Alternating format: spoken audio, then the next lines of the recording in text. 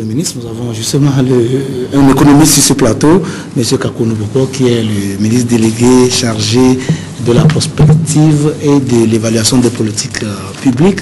Tout à l'heure, c'est un responsable de l'OTR, un commissaire de l'OTR qui va prendre votre place dès que vous allez vous lever, M. Philippe Kokou Tchodier, qui est commissaire des services généraux de l'Office togolais des recettes. Je me tourne vers vous, M. Kakonou Boko. Comment s'est comportée l'économie togolaise durant l'année 2014? Oui, tout d'abord, merci pour votre invitation.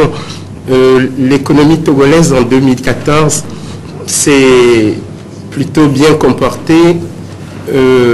Nous avons les indicateurs macroéconomiques à partir desquels nous jugeons l'état de santé d'une économie. C'est ce que nous appelons les critères de convergence de l'UEMOA. Nous en avons 8, 4 critères de premier rang, 4 critères de second rang. Et nous respectons 6 des 8 critères de convergence de l'UEMOA. On peut les reprendre rapidement. Le premier critère, le solde budgétaire de base sur PIB qui doit être positif ou nul. Là, nous ne le respectons pas puisque nous avons un solde de moins 1,8%. Le deuxième critère, c'est le taux d'inflation qui doit être inférieur ou égal à 3%. Là, nous le respectons. Nous avons un taux d'inflation prévu de 1,8%. Le troisième critère, c'est l'absence d'accumulation d'arriérés de paiement intérieur et extérieur. Nous le respectons. Et enfin, le quatrième critère, c'est le ratio dette sur PIB qui doit être inférieur à 70%. Nous sommes un peu moins de 50%. 1000 milliards de dettes sur 2000 milliards de PIB, ça fait à peu près 50%. Nous le respectons. S'agissant des critères de second rang, le premier, c'est la masse salariale sur les recettes fiscales qui doit être inférieure à 35%. Nous sommes à 34%, donc nous le respectons. Le deuxième critère de second rang, c'est le taux de pression fiscale qui doit être supérieur à 17%. Nous sommes autour de 19%, donc nous le respectons. Et le ratio investissement financé sur ressources internes rapporté aux recettes fiscales qui doit être supérieur à 20%. Nous sommes à 28%. Donc nous le respectons. Et enfin, le quatrième critère de second rang que nous ne respectons pas, c'est le solde extérieur courant hors dons sur PIB dont le déficit ne doit pas dépasser 5%. Nous sommes à 10%. Ça veut dire quoi? Ça veut dire que l'économie togolaise se porte bien d'un point de vue macroéconomique, mais nous avons 2 déficits que nous appelons les déficits jumeaux. Le déficit du solde budgétaire de base et le déficit du solde courant de la balance des paiements. Pourquoi ces déficits jumeaux? Une économie qui croît, qui investit beaucoup, a tendance à beaucoup importer. Déjà, à beaucoup dépenser et à beaucoup importer. Parce que sur nos investissements, nous avons beaucoup de matériel que nous importons, notamment sur les infrastructures routières. Donc, ça a tendance à dégrader la balance commerciale. Ça veut dire quoi? Et c'est pour ça que je salue la présence sur ce plateau de M. Tchodier, mon ami. C'est que nous avons un défi en termes de mobilisation de ressources internes pour pouvoir couvrir le déficit budgétaire. Et nous avons un déficit de compétitivité pour pouvoir couvrir le déficit de la balance commerciale.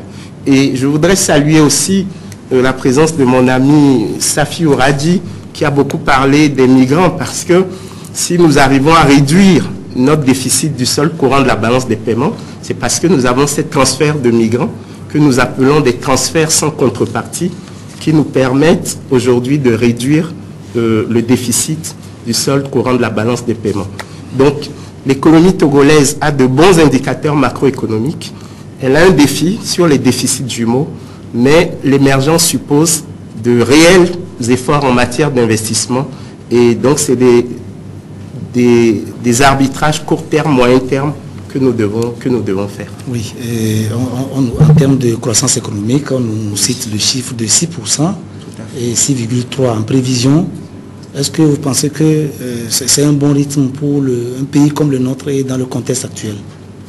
Oui, ce qui est souvent recommandé, c'est un taux de croissance de 7% par an. Là, nous visons 6% pour 2015. C'est une très bonne chose, sachant que nous devons respecter les critères de convergence. Donc, c'est comme une camisole qu'on vous coud. ces critères de convergence et vous avez envie de sortir de cette camisole. Mais en même temps, une croissance accélérée qui ne veut pas créer trop de déséquilibre suppose de faire attention à ces critères de convergence. Quels sont les secteurs sur lesquels on peut compter aujourd'hui pour atteindre ce taux de croissance auquel nous rêvons? Nous avons deux principaux moteurs de l'économie togolaise. C'est le secteur primaire avec l'agriculture. Là, je parle sous le contrôle du ministre de l'Agriculture. Et le secteur des services. Avec, et c'est là où je rejoins ce qu'a dit le ministre des Affaires étrangères et de la coopération. C'est que cette diplomatie économique nous permet d'attirer des investisseurs qui, additionnés à la mobilisation accrue des ressources internes, va permettre l'émergence du Togo. C'est-à-dire que nos ressources internes qui augmentent créent un effet d'attraction des investissements directs étrangers. Et c'est cet ensemble, ce couple, qui va permettre le décollage du pays. Maintenant, là où nous avons des efforts à faire, c'est que le taux de croissance économique puisse se refléter concrètement dans le panier de la ménagère. Et c'est là où nous avons des efforts à faire. La mobilisation accrue des ressources internes, vous l'avez dit, c'est l'une des missions, c'est sinon la mission principale de l'Office togolais des recettes, dont l'un des commissaires est sur ce plateau, M. Kokou Tchodié, qui est le commissaire des services généraux. Bonsoir monsieur, merci de nous avoir rejoints sur ce plateau. Alors, moins d'un an, puisque l'Office togolais des recettes a démarré ses activités officiellement en février 2014.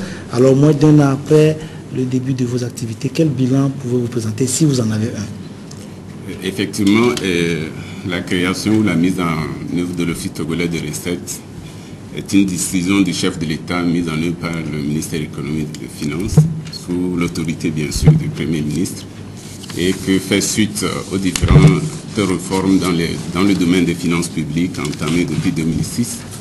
Et que nous pouvons dire qu'il y a une année, personne ne pouvait répondre de l'Office togolais des recettes, mais aujourd'hui, au mois de décembre 2014, nous avons 1600 agents qui répondent au nom de l'Office togolais des recettes. Les structures sont mises en place, les résultats sont là, les prévisions budgétaires de l'année 2014 pour les anciens régis des douanes et des impôts sont réalisés à 108%, et que les systèmes de collecte des ressources, des initiatives importantes sont prises pour la collecte des ressources, en tout cas dans l'amélioration de la gouvernance pour la récolte des ressources. Vous n'êtes pas sans savoir que depuis un certain temps, la collecte des ressources qui se faisait d'une façon traditionnelle, si je peux ainsi dire, les gens transportaient le liquide des bureaux à autres. Donc nous avons mis en place un certain nombre de structures et que la collecte se fait à travers le système bancaire. Je pense que c'est des résultats palpables et qu'au niveau des transactions, un système de dématérialisation est mis en place et que depuis un certain nombre, en tout cas depuis cette année, depuis le mois de juin, toutes les déclarations, la grande partie des déclarations se font à travers le système en ligne. Aujourd'hui, est-ce que toutes les structures devant concourir au bon fonctionnement de l'Office togolais des recettes sont en place? En tout cas, toutes les structures du commissariat, des 4 commissariats jusqu'aux structures de base sont mises en place et ils fonctionnent correctement. Mais quand même, il faut signaler que le décret d'application de la loi créant l'Office togolais des recettes et le conseil de surveillance et le conseil d'administration qui doit être mis en place par le gouvernement sont toujours en cours et que nous espérons que dans les prochains jours, ça pourrait être effectif. En dehors de cela, les structures concernant l'Office togolais des recettes a fait le plein, en tout cas, de ressources humaines qu'ils avaient besoin et du matériel qu'il avait besoin, et l'équipage est prêt, en tout cas en fin 2014, pour entamer dans les meilleures conditions l'année 2015. Très bien. Et récemment, vous avez procédé au recrutement de 500 nouveaux agents pour le compte de l'Office togolais des recettes, alors qu'au même moment, vous vous sépariez de certains. Alors, comment peut-on expliquer cette contradiction, ce paradoxe? Comme vous le savez, la mise en œuvre de l'Office togolais des recettes a été entreprise par le gouvernement et confiée à des cabinets internationaux qui s'y connaissent dans ce domaine. Et selon les études élaboré par les cabinets, il s'est révélé que le pyramide d'âge au sein de deux structures ne permettait pas de supporter à long terme la réforme majeure qui devait être mise en place et que certaines catégories de personnes, notamment à 3 années de la retraite, ne pourraient pas, non seulement psychologiquement, être là, supporter les changements majeurs qui vont intervenir et les enregistrer et que produire les résultats attendus. Et en même temps, il y a des investissements énormes qui doivent être faits sur les ressources humaines qui sont en cours et qu'il serait inutile d'investir autant d'argent sur des ressources qui vont partir, en tout cas, en quelques années ou en quelques mois. Donc il était décidé entre le gouvernement et les cabinets de pouvoir, en tout cas, accompagner ceux qui sont à 3 années de retraite à, en tout cas, choisir d'autres voies ou être redéployés dans d'autres structures de l'État ou aller à la retraite, mais sous des conditions de garantie de leur retraite, de paiement de leur salaire. Voilà, donc en décidant cela, puisque le cabinet a étudié que pour que l'office travaille dans les conditions optimales, avait besoin de 1600 agents qualifiés de moins licence, et que dans ces études, il se dégageait un gap d'environ 529 agents, et c'est pourquoi on a procédé dernièrement